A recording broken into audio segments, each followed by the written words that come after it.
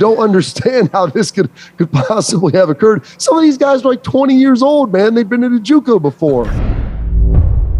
How much did you know about Bishop Sycamore, Bobby? Oh gosh, that's amazing, because that's in Columbus, by the way, which is where I reside. You gonna send your kids?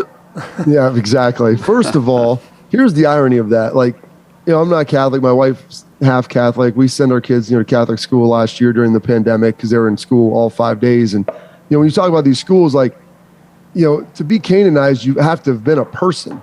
And so, like, you have like St. Francis de Sales, like in Watterson, St. Ed's, and all these different people. Like, you can't really canonize a tree like like Bishop Sycamore. Like, what the heck is that? And that should have probably been the first red flag that everybody had.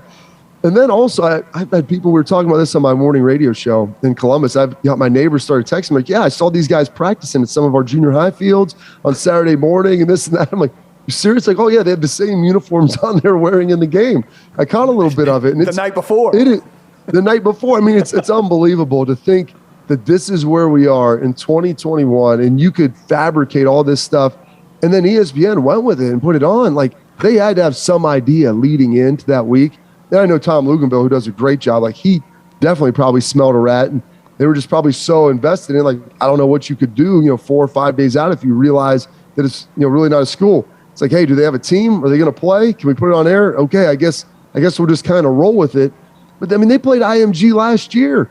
They're supposed to have more games here the rest of the season. They played Akron-Hoban, which is a big school, which is also, I believe, a Catholic school. So you would think the diocese would have some sort of conversation, like who you tied in with here. Like, it is unbelievable that this will eventually probably end up being like a 30 for 30 that was aired on ESPN by ESPN. So they'll be able to fully complete the content loop and make their own stuff. I completely agree. And I was driving home from the show yesterday. We had a big discussion about this yesterday, as everybody did. I'm sure you did too, and this morning. But not only was ESPN fooled, IMG Academy was fooled into playing them. Like, that went way over my head yesterday, and I was driving home thinking, this is a football program that will fly across the country and play literally anybody. They don't want to fly across the country and win 50-0. At least I don't think they do.